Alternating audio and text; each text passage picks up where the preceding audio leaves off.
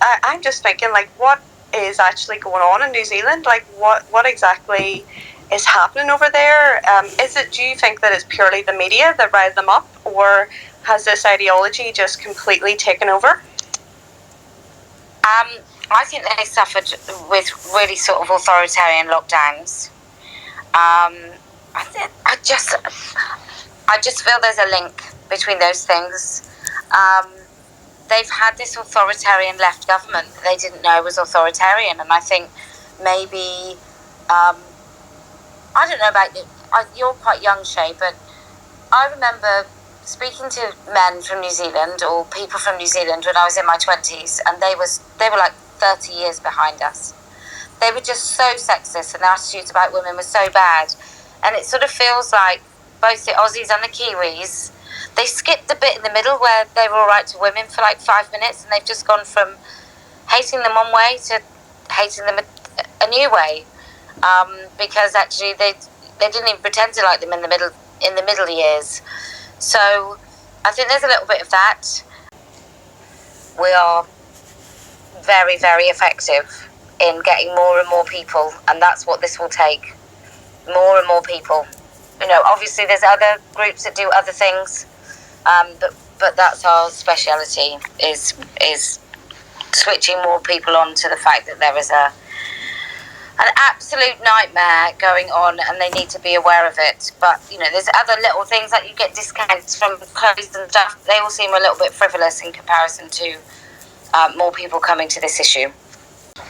For me, it's always been about convincing the reasonable people that don't know anything about it more than the irrational cult members. Yeah. You know, so out of the population, there might be 10% of people. I mean, I don't think it's that high. I think it's probably about 5% of people that pretend to go along with this stuff. Right. And are invested in it in some way. But we only need to convince 40% of the population that there is an issue.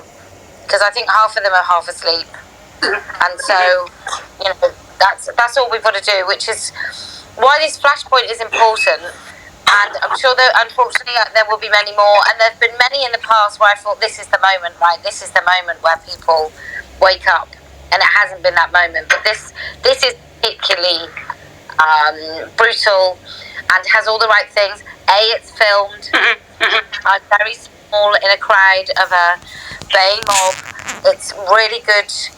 It's really good optics for what really is actually going on. It's not like a stage thing that doesn't reflect the truth.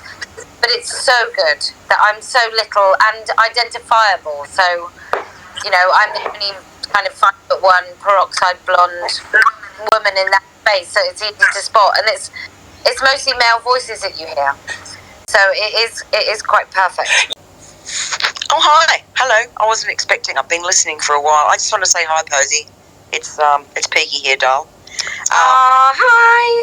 It was so lovely to see you away. It was so nice. I know. It was so cool, wasn't it? And I knew you were going to ask me why the hell I live in this country and not in that one. But anyway, obviously horrified by what went on in Auckland. Embarrassed about my country. What a bunch of muppets they are. And but you know, I've always got your back, doll. You know that. And we showed today that, you know, if you want to take a week off, you can, because we've got it all under control, love.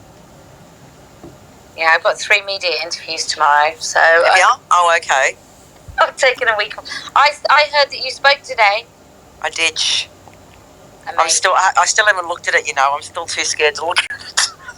Well, you looked angry, so... I didn't... Yeah, I was really fucking mad. I mean, I really was fucking mad. I mean, I had to be mad to get up there, but I thought if you can get up and do what you did, I can get up there, so...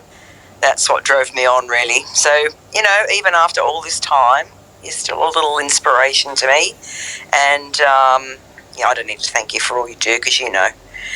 But it was fun spending time with you in Sydney. It was cool.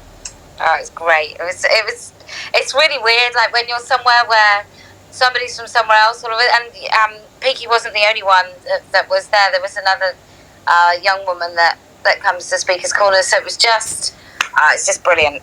It was so great to see you. I'll send you a hat, Peaky. All right, mate. Cheers. Cheers, doll. Bye.